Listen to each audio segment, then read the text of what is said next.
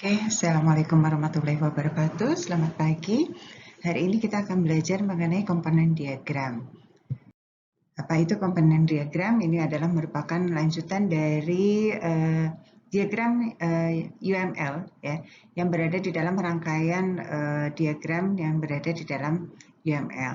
Ya, di mana komponen diagram itu terdiri dari class, object, komponen, deployment, composite structure, and package. Jadi nanti setelah kita mempelajari komponen, nanti kita akan bicara mengenai apa itu package diagram atau composite diagram dan state diagram. Nah, di sini bisa kita lihat komponen diagram itu dia akan memperlihatkan show a set of component and their relationship. Kemudian represent the static implementation view of a system. Component map to one or more classes, interface, or collaboration. Jadi nanti setelah kalian telah mempelajari kan gitu ya collaboration diagram, di sini nanti kalian bisa membuat sebuah mapping of the component into classes ya. Ada apa saja sih komponen yang dibutuhkan di dalam sebuah class object tersebut kan gitu ya. Sebagai contoh misalkan di sini kita ingin membuat sebuah officer untuk peminjaman gitu ya, loan officer. Jadi di mana pada saat kita ingin membangun sebuah aplikasi sistem untuk loan officer, ya maka kita membutuhkan komponennya apa saja. Nah, yang dimaksud dengan komponen di sini adalah ini ya, loan officer .dll itu adalah merupakan komponen. Nah, simbol yang digunakan di dalam komponen diagram itu seperti ini. Ya, jadi jangan sampai nanti kalian salah dalam menggunakan simbol-simbol yang ada di dalam setiap UML diagram. Nah, kemudian ketika tadi disampaikan bahwa loan officer itu ada apa saja di dalamnya? Oke, di sini ternyata dia ada loan officer, kemudian ada loan policy terkait dengan kebijakan peminjaman. Ini yang kita sebut dengan klasisnya nanti ya. Jadi loan officer komponen itu akan terdiri dari loan officer untuk kelasnya.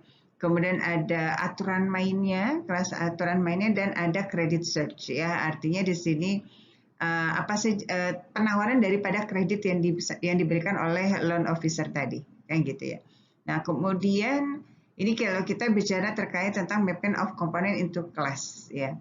Kemudian ada juga komponen and their relationship. Nah, bagaimana keterhubungan antara kelas-kelas yang dihasilkan dari komponen diagram tadi, yang gitu ya. Nah, kemudian di sini kita bisa melihat ada register Excel, ya. Kemudian di dalam register Excel ini contoh terkait tentang pengambilan kursus ya yang dilakukan oleh seorang student di dalam sebuah program mata kuliah atau pembelajaran, gitu ya. Nah, di sini seorang student itu dia akan melakukan ada komponen student, ya. Kemudian dia ingin melakukan register terhadap komponen register tadi. Kemudian register ini akan membawahi komponen course, ya. Jadi ketika kita bicara komponen register untuk register gitu ya, nanti di sini kita fokuskan register ini untuk apa, gitu ya. Kalau misalkan di sini register di sini dilakukan untuk mengetahui seberapa banyak mahasiswa yang akan mengambil sebuah course terhadap mata kuliah yang ditawarkan, maka di sini di dalam register.exe ini akan membawahi komponen student dan komponen course yang diambil oleh mahasiswa tersebut. Nah, ini adalah kalau kita ingin melakukan komponen and their relationship yang gitu ya. Berbeda dengan tadi, kalau mapping of component into classes artinya di dalam sebuah komponen itu nanti terdapat kelas apa saja ya, yang akan dijadikan sebagai objek kelas di dalam komponen tersebut. Nah, kemudian ketika kita bicara komponen diagram, di sini ada big demand. Ya. Short history behind architecture. Kemudian ada arsitektur still an emergency discipline. Challenge a bumpy road ahead, UML and architecture evolving in parallel, and component diagram in need of better formalization and experimentation. Ya, jadi ketika kita ingin menggambarkan sebuah komponen diagram itu kita harus sudah bisa memperhatikan historical daripada arsitektur yang akan dibangun atau yang akan dikembangkan ya. Short history behind architecture. Jadi kita sudah harus bisa menggambarkan atau menguraikan ada apa saja sih arsitektur yang dibutuhkan dari setiap komponen tadi, kan gitu ya. Kemudian arsitektur still in emergency discipline, ya, di mana arsitektur itu adalah merupakan masih komponen emergency yang sangat dibutuhkan, gitu ya. Kemudian challenge a bumpy road ahead. Kemudian di sini disampaikan bahwa ketika kita bicara komponen diagram, dia akan membutuhkan formalization and experimentation, ya. Jadi dia membutuhkan sebuah eksperimen yang formal untuk kita bisa mendesain atau menggambarkan rangkaian komponen tadi. Nah, ini this is for the example gitu ya. Di sini data ini diambil dari oleh 2004 oleh Richardson gitu ya. Komponen diagram another example. Ini adalah kalau kita bicara komponen diagram dari sebuah PCU ya, atau dari sebuah komputer kan gitu.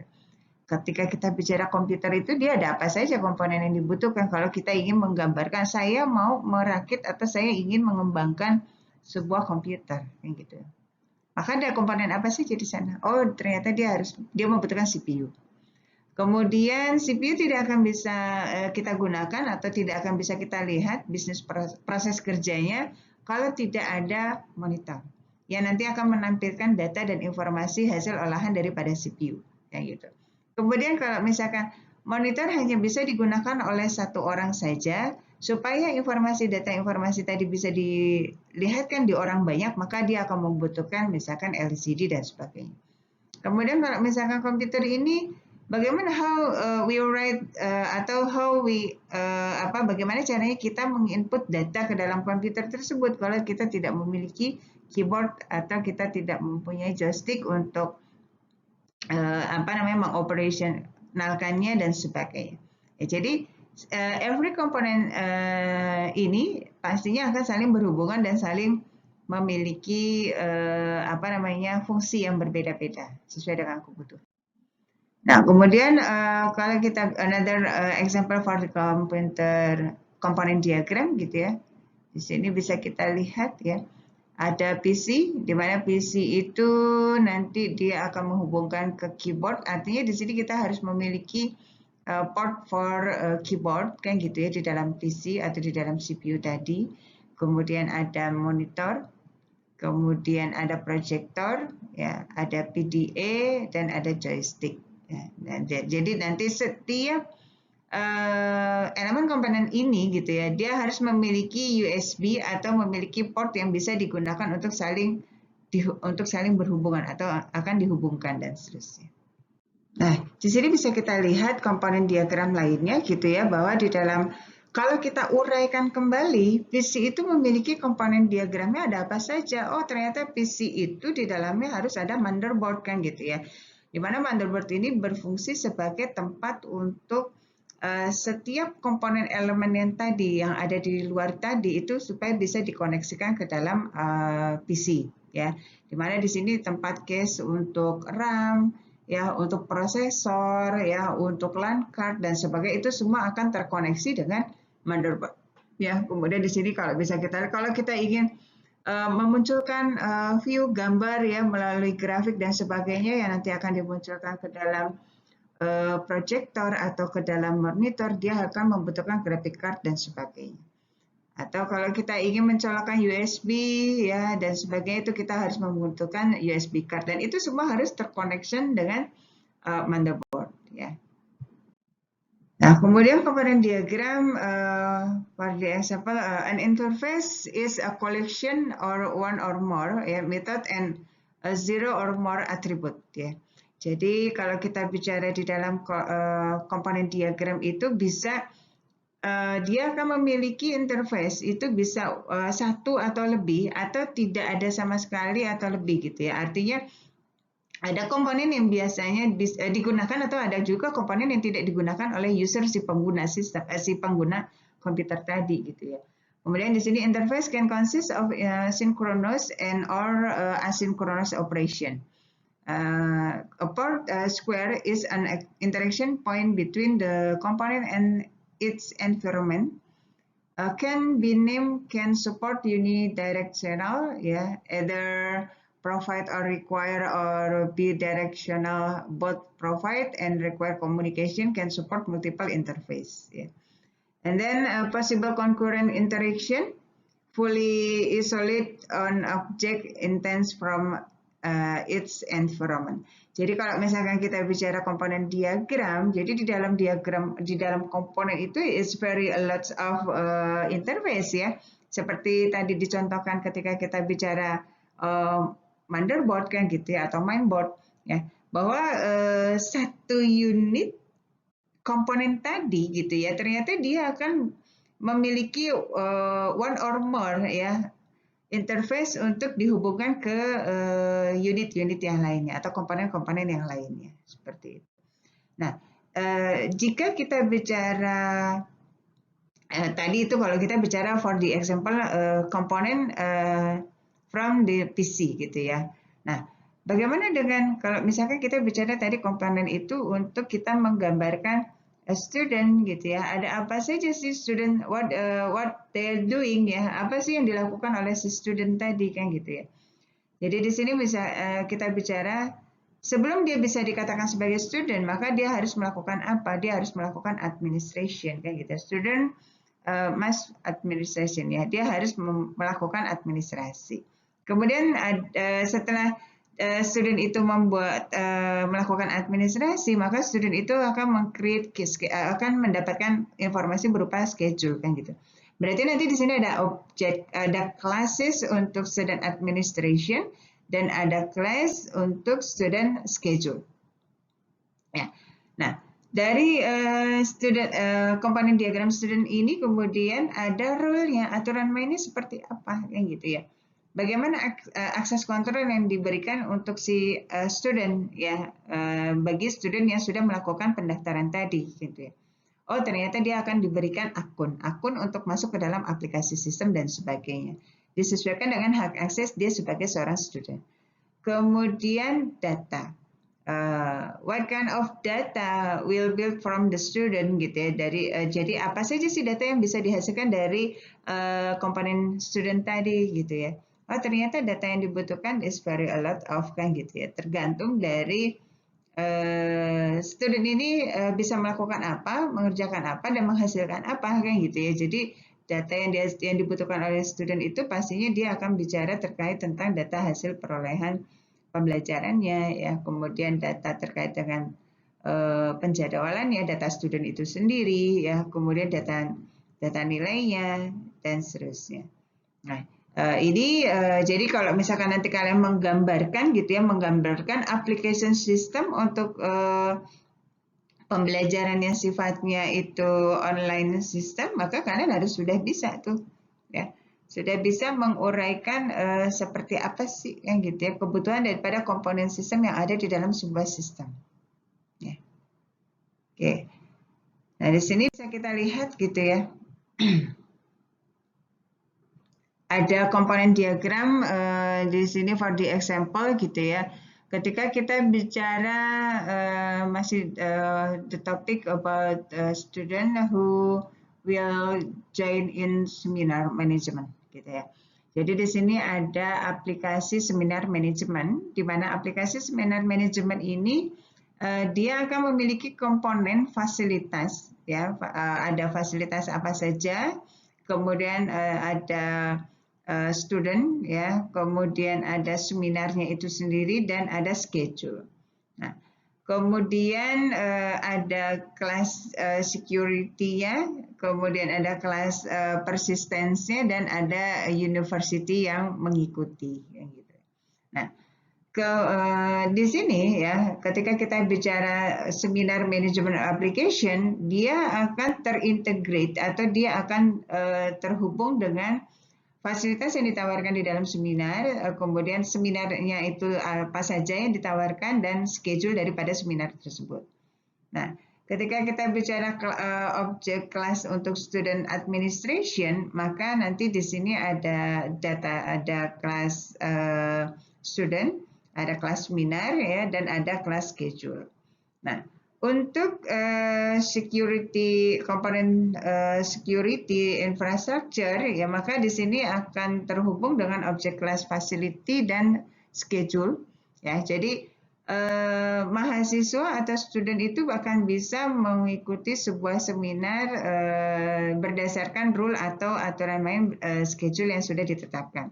Misalkan ketika dia hanya mendaftar mata kuliah APSI, maka dia hanya akan bisa login atau login ke dalam aplikasi mata kuliah APSI tersebut sesuai dengan jadwal yang telah ditetapkan. Ya, kemudian di sini ada persistence, ya. Persisten atau infrastrukturnya yang digunakan itu adalah fasilitas sama juga dengan studentnya, ya. Studentnya itu siapa saja, kemudian ada seminar yang diambil dan ada schedule. Kemudian nanti dari persistence infrastructure di sini akan terrecord ke dalam database ya, kelas database-nya, di mana ada di sini akan menginformasikan kalau misalkan seminar ini adalah seminar yang dibuka secara umum, jadi dari siapapun bisa akses atau bisa join masuk ke dalam seminar ini. Maka di sini bisa terrecord university mana saja yang telah melakukan registration atau pendaftaran. Seperti itu. Nah, komponen diagram lainnya show how many different convention for component in UML2. Di sini bisa kita lihat gitu ya, bahwa ada seminar manajemen. Ini kalau kita menggunakan konsep pendekatan, kalau ini adalah UML1. Nah, kalau UML2 ini penggambarannya ada di sebelah kanan. Jadi bisa kita lihat gitu ya perbedaannya. Jadi kalau misalkan kita ingin menggambarkan komponen diagram UML1 and UML2 itu nanti perbedaannya kurang lebih akan seperti ini. Ya. Nah, di dalam UML1 gitu di sini sudah bisa kita lihat bahwa perbedaan penggambarannya ya. Kalau misalkan di UML 2 itu kan langsung komponen simbol komponen diagramnya. Simbol komponen diagramnya yang kita gunakan, kemudian kita akan menuliskan kelas objeknya itu ada di dalamnya gitu. Tapi kalau misalkan yang UML 1 gitu ya, simbol komponen diagramnya itu berada di dalam kotak ya. Ini cara penggambaran yang perbedaan antara UML 1 dengan UML 2. Nah, building a component, jadi bagaimana sih caranya kita meng-create sebuah komponen kan gitu ya. Jadi simplify the port to either provide or require a single interface. Kemudian ada relation between port and internal class in 3 different ways. First, as stereotype delegate flow as delegate and as realize a logical physical relationship. Cohesive reuse and change of classes acrylic, acyclic, component dependency. Ya, jadi nanti di sini bagaimana caranya kita menggambarkan atau menguraikan gitu ya komponen-komponen yang dibutuhkan ketika kita bicara komponen dari seorang pelajar gitu ya. Ada apa saja sih komponen pelajar tersebut gitu ya? Di sini bisa kita lihat ada alamat kan gitu ya, ada alamat daripada student atau address from the student, kemudian ada schedule ya, kemudian ada student data ya, ada data studentnya. Kemudian dari sini ya alamat data daripada student itu dia akan masuk ke dalam komponen student dan address, kemudian dari address itu akan terrecord ke dalam data student itu ke security-nya dan seterusnya. Nah, ini adalah merupakan gambaran ya, gambaran daripada kalau kita ingin membuat membangun sebuah komponen ya, build a component di dalam sebuah aplikasi sistem yang akan kita rancang dan sebagainya. Nah, komponen diagram connector and another example. Jadi di sini ada a connector itu adalah bagaimana how to relation ya, menghubungkan ya, mengkoneksikan antara komponen yang satu dengan komponen yang lainnya. Just a link between two or more connectable element ya, port or interface ya. Kemudian two kind of connector, assembly and delegation for wiring. An assembly connector is a binding between a provide interface and a require interface or port that indicate the one component provide the service required by another. Simple line ya, ball and socket, lollipop or socket notation. Ya, jadi di sini contohnya nih ya, bisa kalian lihat gitu ya. Di sini ada gambaran daripada komponen gitu ya, komponen with port ya. Di dalam komponen itu ada port apa saja, misalkan seperti di sini ada delegation ya, di mana port in ya, port in ini akan mendelegasikan masuk ke dalam komponen merge ya. Kemudian komponen merge ini assembly connector, dia akan berhubungan atau berkoneksi dengan sort ya. Bagaimana setelah dia ada input ya, input yang ke satu ya, delegates ya, di sini ada input satu dan ada input yang kedua, di mana input tadi ya, yang lebih dari satu tadi itu di merge, digabungkan ke dalam komponen merge, kemudian setelah itu baru di sort ya. Di sort berdasarkan sesuai dengan kebutuhan, baru itu dikeluarkan ya, dikeluarkan atau store ya. Nah, ini adalah merupakan gambaran daripada implementation atau penggambaran daripada komponen diagram untuk merge and sort ya. Di sini disampaikan a delegation ya, connector bind a component external behavior as specified at a port to an internal relation of the behavior by one of its part. Nah, oke, di sini bisa kita lihat struktur kelas ya. Jadi ada apa saja sih di dalam struktur kelas tersebut ya? Ini bisa kita lihat ya contohnya gitu ya. Di dalam struktur kelas itu kita akan bicara terkait dengan ada kelas apa saja nih ya. Yang di dalam struktur kelas tersebut ada partnya apa saja atau bagiannya ada apa saja. Kalau kita bicara kelas car ya, mobil gitu ya. Nah, di dalam komponen or class di sini untuk mobil, dia memiliki apa saja nih komponen? Oh, ternyata dia ada left wheel and right wheel. Artinya dia akan ada yang berada sebelah kiri dan sebelah kanan ya, terkait dengan wheel yang dibutuhkan. Ya. Kemudian kalau misalkan kita bicara ada car lagi kan gitu ya, kalau kita ingin mendescribe itu menjadi lebih detail, maka di sini ada left wheel konektor dengan right wheel ya. Kemudian ada yang keduanya itu left wheel dan right wheel. Jadi kalau misalkan kita bicara di dalam mobil tersebut memiliki dua wheel ya, wheel yang ke satu yang terdiri dari left and right dan wheel yang kedua yang terdiri dari left and right. Now component extend class with additional features such as the ability of one more type of element that class can package, constraint, use case, and artifact. And deployment specification that define the execution parameter of component deployment to a node. Ya. Jadi nanti di sini kita bisa menggambarkan kebutuhan-kebutuhan daripada komponen yang ada di dalam sistem yang akan dikembangkan. Nah, what is the meaning about classifier? Ya, jadi kalau kita bicara classifier is the meaning about a mechanism that describe structure and behavioral class operation feature. In general, those modeling element that can have instance and car classifier. Ya, jadi di sini ada kelas. Ya, kelas ini terdiri dari apa saja? Misalkan kita bicara kelas untuk bentuk ya. Nah, bentuk di sini ada apa saja nih? Kita mengklasifikasinya. Kemudian ada interface, ya. Kemudian ada data type, ya. Kemudian ada signal, ada use case, ada subsystem, ada node, dan ada komponen. Nah, jadi ini adalah merupakan gambaran secara umum gitu ya terkait dengan classifier. Jadi nanti pada saat kita ingin merancang gitu ya, pada saat kita ingin merancang atau mengelompokkan sebuah diagram yang kita butuhkan, kalian harus sudah bisa menggunakan kesesuaian kebutuhan simbol-simbol yang ada di dalam UML diagram. Ya, seperti itu. Nah, structure class another example ya, contoh gitu ya. Kalau kita bicara composite class incomplete ya with part, port, and connector ya. Jadi di sini kita bicara terkait tentang composite yang berada di dalam komponen ATM gitu ya. Ada apa saja kayak gitu ya. Di sini ada use reorder, kemudian ada user screen dan ada user keyboard ya.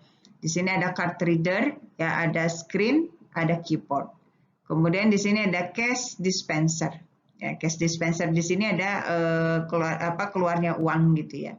Nah, every composite class tadi akan memiliki part ya, akan memiliki part di dalamnya, kemudian ada port untuk ke ATM bank ya, yang akan menghubungkan mesin ATM tersebut dengan datanya bank, kemudian ada konektor ya. Di sini ada user cash dispenser ya dengan konektornya.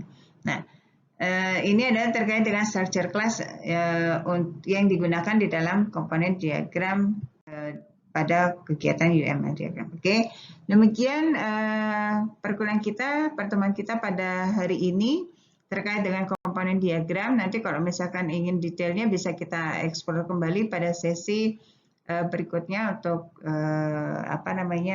pada saat sesi diskusi ya. Lebih kurangnya saya mohon maaf. Wabillahi taufiq wal hidayah. Wassalamualaikum warahmatullahi wabarakatuh.